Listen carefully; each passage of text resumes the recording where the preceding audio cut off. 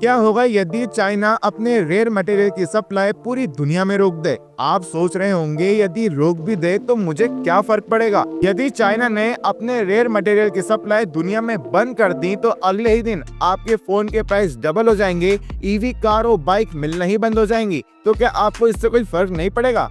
क्योंकि स्मार्टफोन की चिप हो, इलेक्ट्रिक कार की मोटर या मिसाइल का रेडार सिस्टम, सब एक ही रिसोर्स पर डिपेंड करता है और वो है रेयर अर्थ मेटल्स। पर सबसे बड़ी दिक्कत की बात ये है कि इन रेयर अर्थ मेटल्स का सबसे बड़ा कंट्रोल सिर्फ एक ही देश के हाथ में है और वो है चाइना।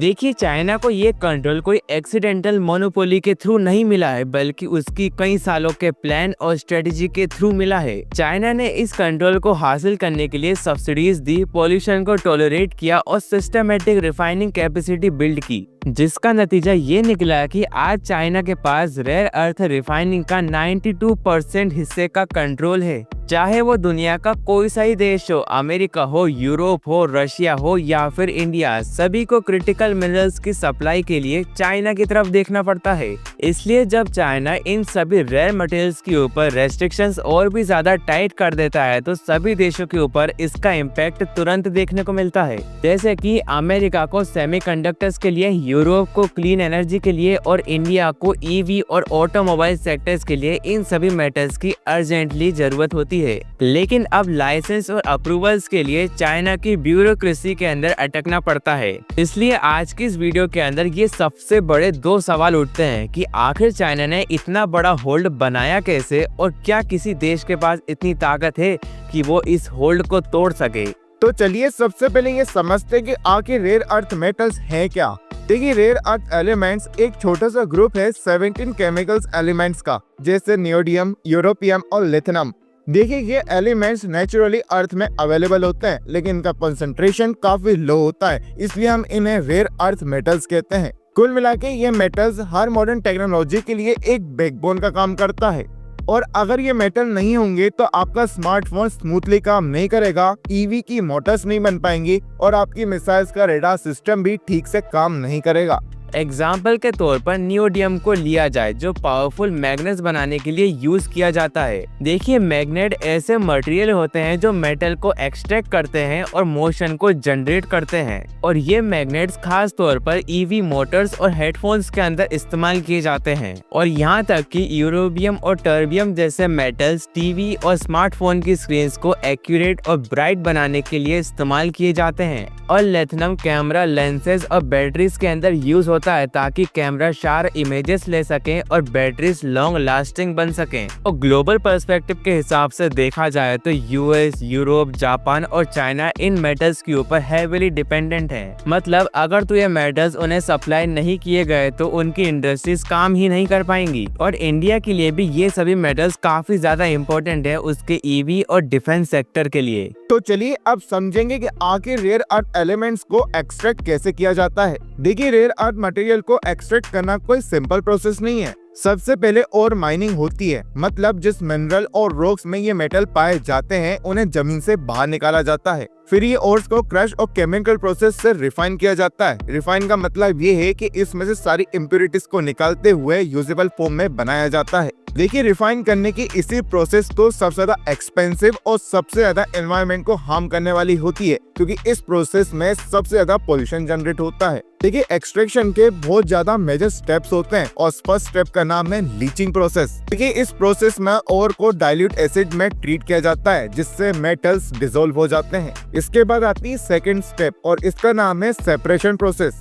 देखिए, इस प्रोसेस में मेटल्स को अलग करने के लिए सॉल्वेंट एक्सट्रैक्शन का यूज होता है। और लास्ट स्टेप आती है प्यूरिफिकेशन प्रोसेस की और इस फाइनल स्टेप में मेटल्स को यूजेबल फॉर्म में कन्वर्ट किया जाता है, जैसे मैग्नेट्स, एलॉयज या बैटरीज में यूज करने के लिए वो रेडी हो जाते हैं। देखिए, चाइना इस सेक्टर के अंदर कई सालों से इन्वेस्टमेंट करता आ रहा है, जिससे वो आज इस सेक्टर का किंग बन चुका है। लेकिन दुनिया के बाकी देश जैसे कि यूएस, ऑस्ट्रेलिया और जापान भी अब डोमेस्टिक रिफाइनिंग और इसके ऑल्टरनेटिव सोर्सेज के ऊपर इन्वेस्ट कर रहे हैं ताकि चाइना के ऊपर उनकी डिपेंडेंसी कम हो सके। सिंपल भाषा में कहा जाए तो रेयर अर्थ एलिमेंट्स का एक्सट्रैक्शन एक मिनी केमिकल फैक्ट्री की तरह है। हर एक स्टेप प्रिसाइज और कंट्रोल तरीके से लेना पड़ता है, वरना मेटल्स खराब भी हो सकते हैं। इसलिए इन सभी मेटल्स को हर कोई एक्सट्रैक्ट नहीं कर पाता है क्योंकि इनकी प्रोसेस बड़ी ही कॉम्प्लेक्स और साइंटिफिक होती है।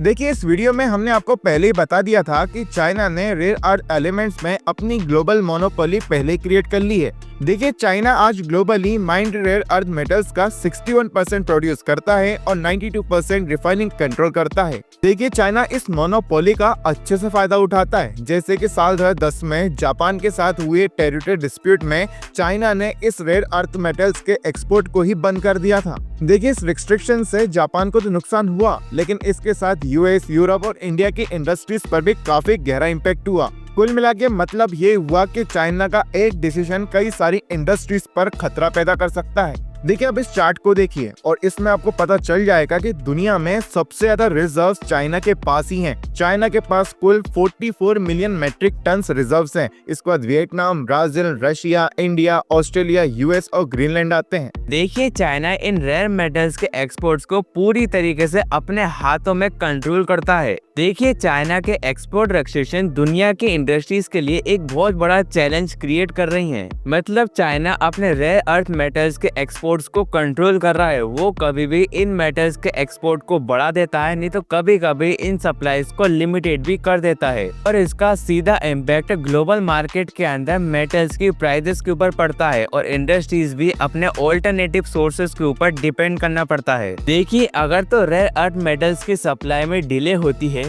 तो ईवी प्रोडक्शन स्लो हो जाता है, रिन्यूएबल एनर्जी प्रोजेक्ट डिले हो सकते हैं और प्रोडक्ट्स की प्राइसेस भी बढ़ जाती हैं। और इस सब से ये पता चलता है कि अगर तो एक छोटी सी सप्लाई भी बंद हो जाती है तो इसका डायरेक्ट इम्पैक्ट टेक्नोलॉजी और प्रोडक्शन के ऊपर पड़ता है। देखिए, जैसे कि आपको पता है कि अमेरिका और चाइना के बीच में भी रिलेशन ठीक नहीं है। यहाँ पर ट्रेड वॉर चल रहा है जहाँ पर अमेरिका कह रहा है चाइना के ऊपर मैं टैरिफ लगाऊंगा और वहीं चाइना अमेरिका से बोल रहा है कि मैं सारे रेयर अर्थ मेटल्स की सप्लाई को ही रोक दूंगा। देखिए, अगर एक ही कंट्री के पास सारे की इंग्रेडिएंट्स होंगे आपके मोबाइल और ईवी के लिए और वही सप्लाई कंट्रोल करे तो उसके ऊपर ही डिपेंड करेगा कि आपका मोबाइल फोन और ईवी कितने महंगे और कितने सस्ते हो जाएंगे। और यही रीजन है कि चाइना के अलावा बाकी जितने भी कंट्रीज हैं वो अपने फुल पावर यूज कर रहे हैं रेयर अर्थ मेटल्स की सप्लाई को बनाए रखने में। देखिए, इंडिया की पूरी ऑटोमोबाइल इंडस्ट्री चाइना की इन रेयर मैग्नेट्स के ऊपर डिपेंड करती है। इसलिए अगर तो चाइना की तरफ से इन रेयर मैग्नेट्स की सप्लाई में डिले आता है तो इसका डायरेक्ट इम्पैक्ट हमारी ईवी कार प्रोडक्शन के ऊपर पड़ता है और इसके अलावा डिफेंस, क्लीन एनर्जी और सेमीकंडक्टर्स के ऊपर भी इम्पैक्ट पड़ता है। इसका मतलब ये है कि इंडिया की ग्रोथ चाइना की सप्लाई डिसीजन के ऊपर डिपेंड करती है।